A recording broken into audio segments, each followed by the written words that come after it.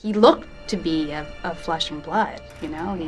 He certainly didn't look like sort of a floating spirit or anything like that. It was like he was there. I mean, there wasn't anything abnormal, except for the fact that he was dead.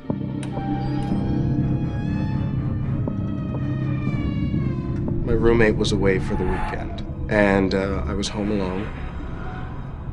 I think it was about 2:30 Sunday morning. I woke from my sleep because there was somebody in the room.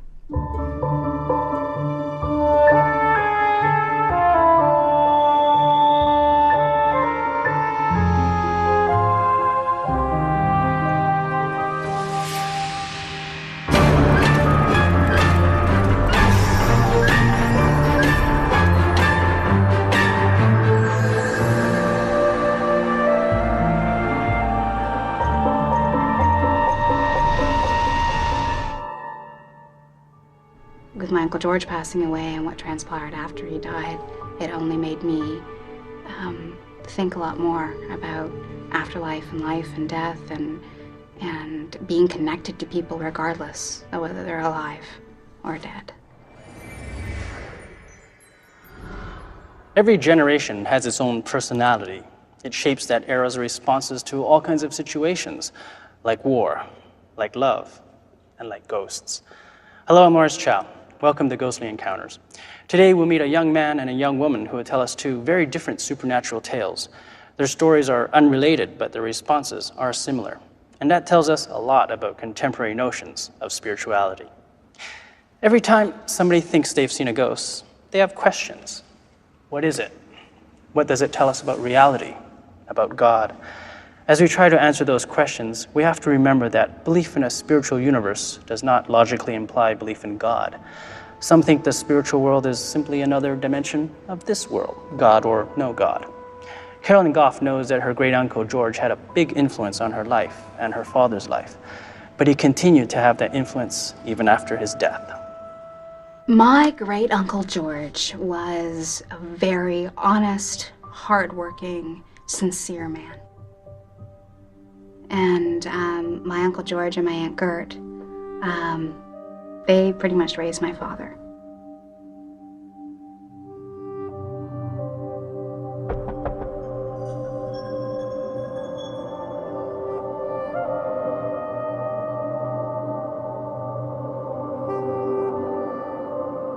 My father was originally a minister with the Mormon Church. And as he became successful as a businessman, and I think as he began to make more money, I think sort of the greed kind of took him over a little bit. My Uncle George had spoken to him before, numerous occasions before he died, that he had to change his ways, that he was straying away from the type of man that he was and could be.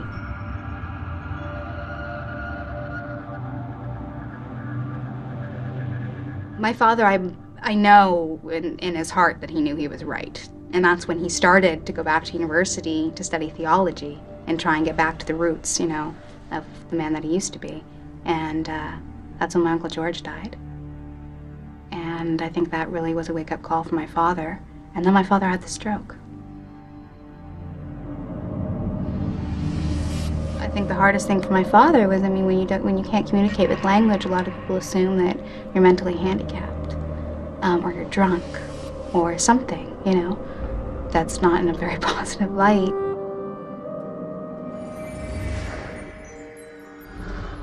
Steve Goff's stroke left him with aphasia, a language disorder that impaired his ability to speak, but not his ability to understand. For a vital, dynamic man who used the spoken word as an essential part of life, this was, well, devastating. Steve lost his way. He became depressed and angry. He put his life on hold. Carolyn tried valiantly to help her father deal with this change. She often came to visit to offer support and encouragement. Finally, on one of those visits, Steve found the love and hope that gave him the will to turn his life around, but it came from a very unexpected source. My father had assumed that I would be staying in my Uncle George's room, to which I was adamantly, no way am I doing that at all. I mean, it still smelled like him. You know, it seemed wrong to just be staying in his room, you know, it was still his. And I felt like I was trespassing. He still had all his stuff out on the dressers, his stuff up on the wall. It had that kind of leathery smell that he always had, and wool and leather. He always smelled like wool and leather. And I said, no way, I'm gonna sleep on the couch. And my dad, you know, laughed at me. My father didn't believe in anything like ghosts or spirits or anything like that at that point. And so I decided I'd sleep on the couch. And at some point during the night, I remember hearing the front door open. And my Uncle George walked in, his walking stick in his hand like he always had. He always wore kind of tweed, kind of wool pants. He always had this little hat. And he walked in the door, started to walk towards the steps, turned over and looked at me, and continued walking up the stairs to his bedroom. And I mean, of course, I mean, anybody in that situation, I think your first reaction is, what the hell, what's going on? But it's weird. I was really scared and anxious when it first happened, and by the time he kind of tipped his hat to me and started to walk up the stairs, I was really calm.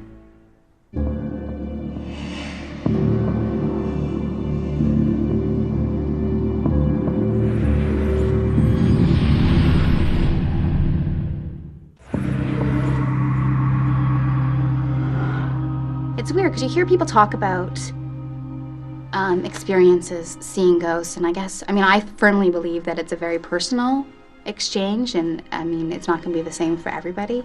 But you hear about people, you know, seeing through people and stuff like. No, he looked to be of flesh and blood. You know, he certainly didn't look like sort of a floating spirit or anything like that. It was like he was there. I mean, there wasn't anything abnormal, except for the fact that he was dead.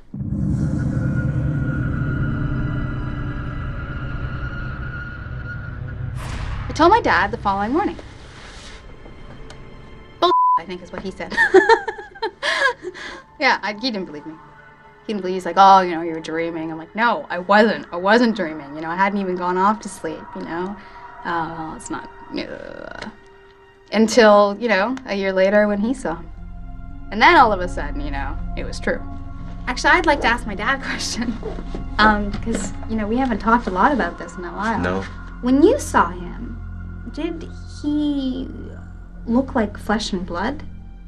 Or did he look, did it look like a person? Or did it look like a spirit? No. Look like a person? Oh, yes. Okay, yeah, because that's exactly how he was. Yeah. Like, it was just him. Yes. Right? I know. Yeah. Me. You were sleeping? Yeah. There. Something woke you? You saw him? Yes. And it woke you up? There. Okay. I can't do. He was in the hallway? Yes, there. Right in front of you? Yes. Okay. But, oh. You couldn't get up? Nothing. Oh. I can't. Was it because you were scared? No, No? I can't do. You just couldn't move? Yeah. You had to where you wanted to? Yeah. Yeah. And what was he doing? There. With the lasso? Yes. Yeah, he had a lasso. Yes. You told me that. And there, you know. And then what did he say to you? Yeah, good. You, I love you. Huh. I love you, but I can't do. Nothing. And you couldn't say anything back? Nothing. And then did he just leave? Yeah.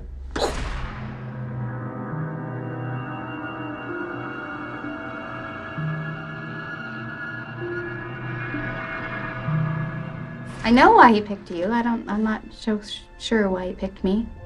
I don't even know whether he did pick me. I think maybe he was just kind of walking in and going up to his bedroom and saw me there, you know? I certainly believe that when he appeared to you, it was for a specific reason. Yes. Yep.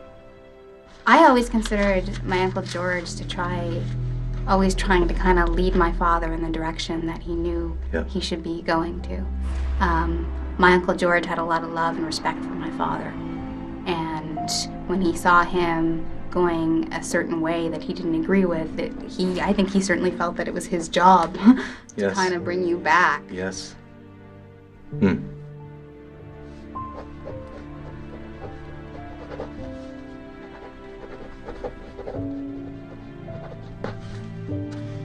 big letters here. Yeah.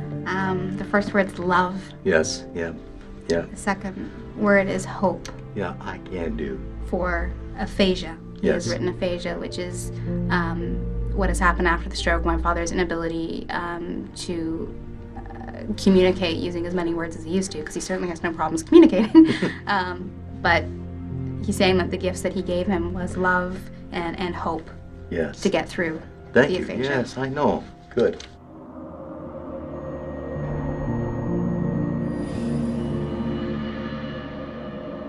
I think it's definitely, I mean, if there's only thing I could add, is it's certainly not something to be afraid of.